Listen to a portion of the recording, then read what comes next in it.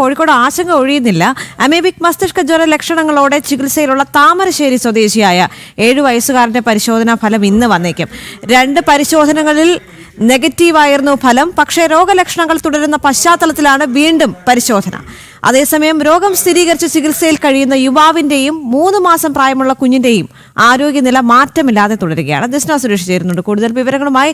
ദിസ്ന, ഇപ്പോൾ അതിനിർണായകമായ പരിശോധനാ ഫലം ഇന്ന് വന്നേക്കും 7 വയസ്സുകാരന്റെ. മാത്രവുമല്ല 2 പരിശോധനകളിൽ നെഗറ്റീവ് ആയിരുന്നു എന്നൊരു ആശ്വാസമുണ്ട്. പക്ഷേ ഇന്ന് എന്താണ് ഫലം പുറത്തു വരുന്നത് എന്നതിനെ ആശ്രയിച്ചിരിക്കും കൂടുതൽ നടപടിക്രമങ്ങൾ. എന്താണ് ഇപ്പോൾ അവിടെ സംഭവിക്കുന്നത്? തീർച്ചയായും ദേവിക സൂചിപ്പിച്ചതുപോലെ തന്നെ കോഴിക്കോട് ജില്ലയെ സംബന്ധിച്ചിടത്തോളം ആശങ്ക ഒഴിയുന്നില്ല എന്ന് തന്നെ നമുക്ക് പറയാം. ഈ അമീബിക് മസ്തിഷ്ക ജ്വര ലക്ഷണങ്ങളോടെ ആശുപത്രിയിൽ പ്രവേശിപ്പിച്ച 7 വയസ്സുകാരന്റെ പരിശോധനാ ഫലമാണ് ഇന്ന് വന്നേക്കാം എന്നാണ് നമുക്ക് നിലവിൽ അറിയാൻ സാധിച്ചിട്ടുള്ളത്. അതായത് താമരശ്ശേരിയിൽ മരിച്ച അനയുടെ സഹോദരനാണിത്. കഴിഞ്ഞ 2 ദിവസങ്ങൾ, അതായത് 2 ഫലങ്ങൾ ഈ കുട്ടിയുടെ നേരത്തെ പുറത്തു വന്നിരുന്നു. ആദ്യഘട്ടത്തിൽ പനി ലക്ഷണങ്ങൾ പ്രകടിപ്പിച്ചപ്പോൾ എടുത്ത പരിശോധനയുടെ ഫലം നെഗറ്റീവ് ആയിരുന്നു.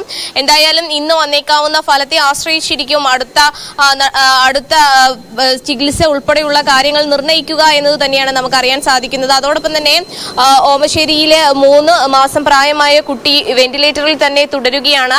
അതോടൊപ്പം തന്നെ അന്നശ്ശേരി സ്വദേശിയായ യുവാവിന്റെയും ആരോഗ്യനില തൃപ്തികരമാണെന്നൊരു വിവരമാണ് നിലവിൽ നമുക്ക് അറിയാൻ സാധിച്ചിട്ടുള്ളത്. അതോടൊപ്പം തന്നെ പനി അടക്കമുള്ള ലക്ഷണങ്ങൾ കണ്ടാൽ ഉടൻ തന്നെ ആശുപത്രിയിൽ എത്തണമെന്നും ആരോഗ്യ വകുപ്പ് നിർദ്ദേശം നൽകിയിട്ടുണ്ട്. അതോടൊപ്പം കെട്ടിക്കിടക്കുന്ന വെള്ളത്തിലോ മറ്റോ ഇറങ്ങുകയോ കളിക്കുകയോ ചെയ്യരുത് തുടങ്ങിയ നിർദ്ദേശങ്ങളൊക്കെ തന്നെയും ആരോഗ്യ വകുപ്പ് പുറപ്പെടുവിച്ചിട്ടുണ്ട്.